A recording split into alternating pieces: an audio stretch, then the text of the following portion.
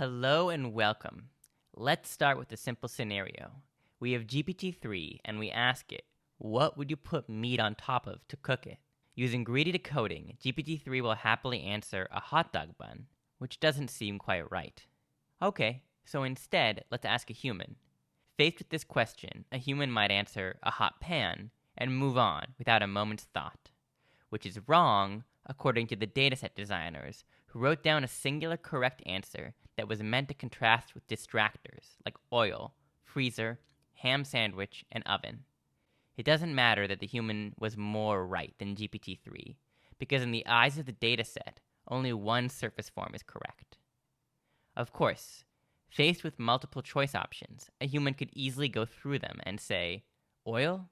No, you'd need to submerge meat in oil to cook it. A freezer? No, that wouldn't cook meat at all. A ham sandwich? That's where you put meat once it's already been cooked. An oven? You'd need to put meat inside an oven to cook it, not on top of one. A frying pan? Yeah, that'll do. To understand more about how GPT-3 interprets this question, we used depth-first search to find a few of the highest likelihood strings GPT-3 produces in response. As you can see, some of these options are simply wrong. It would be very difficult to cook meat on top of a tree, cow, or hot dog.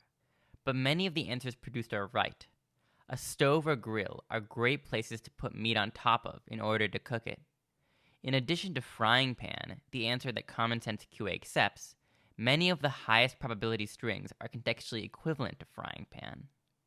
On one hand, this is great, because it means GPT-3 is more likely to generate an answer that's conceptually correct. On the other hand, remember that for the purpose of solving a multiple choice problem, only one surface form will be used to score each answer, which competes with other conceptually equivalent surface forms. Even when we do depth-first search and find that the highest probability answer overall is stove, this doesn't improve how well GPT-3 scores the string frying pan, even though these are basically equivalent in the context of this question.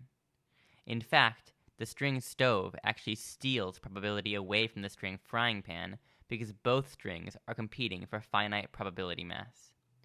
Most of the time, when we talk about how accurate GPT-3 is on a QA dataset, this is measured by the conditional probability of individual surface forms, which misrepresents the robustness of current models.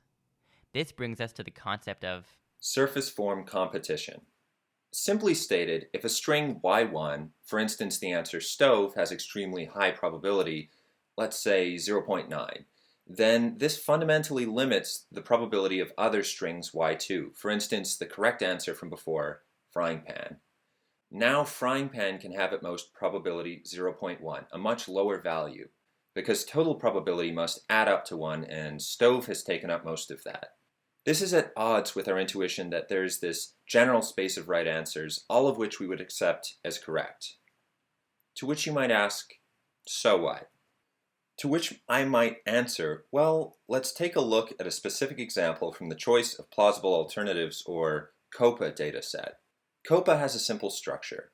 Every question has a premise, X, in this case the bar closed because, and two possible hypotheses, Y1 and Y2. In this case, it was crowded or it was 3 a.m.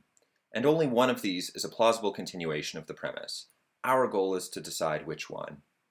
If we ask GPT-3 which hypothesis has higher probability given the premise, it will say hypothesis 1 because it was crowded, which is wrong. Bars usually stay open when they're crowded. They're doing well. Maybe COVID complicates this a bit, but when the dataset was created and when GPT-3 was trained, the more obvious reason the bar would close is because it was 3 a.m. It was time to close. Okay, so what do we do about this problem? It actually turns out that point-wise mutual information, or PMI, compensates for this exact issue. As you can see, PMI is just the conditional probability from before divided by unconditional probability. We've removed the logarithm for the purpose of scoring. Intuitively, this is how much more likely a string becomes once the context has been observed, and unlike conditional probability, PMI doesn't suffer from surface form competition. Two completely different correct strings, y1 and y2, can both have high PMI with the context X as long as they both become more likely once X is observed. By using PMI, we compensate for the unconditional likelihood of a given string being lower by making a relative judgment about probabilities rather than an absolute one. Unfortunately, current language models aren't really set up to give that unconditional probability, and even if they were, the distribution of text in our target task would be wildly different from the distribution of general web text that many language models are trained to estimate. To get around this, we propose domain conditional PMI. This simply means conditioning both of these probabilities on the domain of text that we're interested in, priming them to be more well-calibrated with each other and with the domain. In our experiments, like multiple choice, the premise X we're using for conditional probability, for instance, the question we're asking, tends to imply the domain. So we really only need to adjust the unconditional probability by adding a prompt to tell us what domain we're in. For instance, in our previous example, this COPA dataset, if we simply add the domain premise because to the unconditional estimate to indicate the kind of string to expect, domain conditional PMI will correctly choose the second hypothesis, that bars close at closing times, 3 a.m. Adjusting for the unconditional has properly calibrated these scores. So now, when trying to solve multiple choice problems, we won't use conditional probability as the selector, which is subject to surface form competition.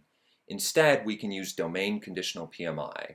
All we need to do is create a slight alteration of the question template and indicate the domain, a domain premise. So let's review. First of all, surface form competition between valid strings makes the probabilities of individual answers poor scoring indicators. And second, point-wise mutual information compensates for this by looking at how much more likely an answer becomes given the question.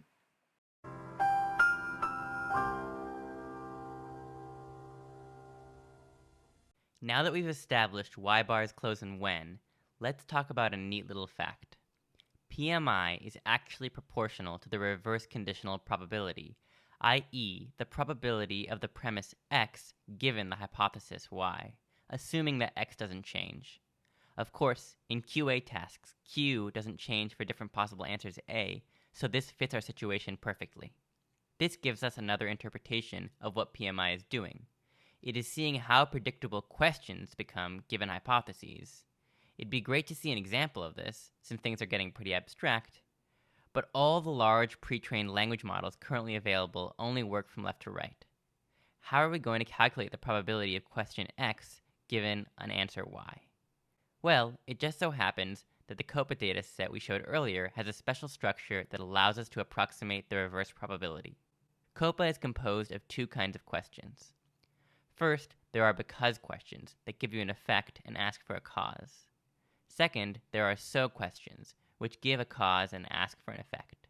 These are natural inverses of each other. And though we may not be able to precisely calculate the probability of X given Y, we can do the next best thing. Our goal is to take the original questions, then flip because questions into so questions, and vice versa. We do this by converting the premise X into hypothesis Y hat, and by converting the hypotheses Y1 and Y2 into premises X hat 1 and X hat 2. Once we do this, we find that the conditional probability of Y hat tells us which answer is correct. Instead of looking at which hypothesis is higher probability, we're looking at which premise makes a single hypothesis Y hat more likely, so that any hypothesis that makes Y hat likely can score highly. And remember, this is what PMI methods do implicitly, but we're making it explicit here by using conditional probabilities in a flipped version of COPA. To see why this matters, let's consider a slightly altered version of our previous example. This time, instead of having two very different hypotheses, we'll have two similar hypotheses that are both correct, Y and Y prime. We'll still convert the premise X into hypothesis Y hat for the flipped version, as well as converting the hypotheses Y and Y prime into premises X hat and X hat prime. Here's the interesting part. Even though hypotheses Y and Y prime barely differ, their conditional probabilities are massively different. This is the result of surface form competition. 3 a.m., lowercase, 2 words, is considered to be a more likely string than 3:30 a.m., uppercase, single word, and so wrangles probability away from the latter. In the flipped version, we find that since we are scoring different premises by how well they predict a single hypothesis, both options are given similar scores, which is exactly what we want since they're essentially equivalent in the context of this task. To summarize, PMI compensates for surface form competition by allowing any surface form to achieve a high score.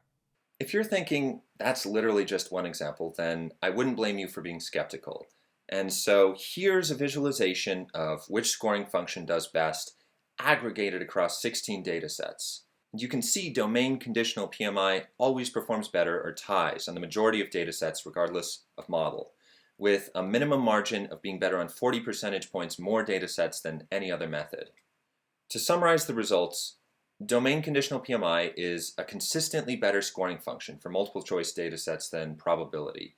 This holds true in few-shot experiments and averaging across multiple different prompts. So, what are the takeaways? Well, first of all, surface form competition between valid strings makes the probabilities of individual answers a poor indicator for choosing the correct answer. Secondly, pointwise mutual information is not subject to surface form competition because it looks at how much more likely an answer becomes given a question. And finally, we have been collectively underestimating the performance of large language models on QA tasks by using probability as a scoring function. We can do better with a more robust scoring function like PMI. There's much more we didn't get to talk about, especially analysis we think would help explain how and why in more detail, so if you're curious, please check out the paper. You can visit our website, which has links to the paper as well as the code, which you can use to download datasets, process datasets, and run our experiments out of the box. Last but not least, I'd like to thank the dream team that made this all possible. Ari and I co-led this project with Vered Schwartz, Yejin Choi, and Luke Zettelmoyer. And that's it. So thanks so much for watching our presentation. We didn't know which surface form would be the best to represent our feelings, so here are a few we thought might be pretty good. Thanks again.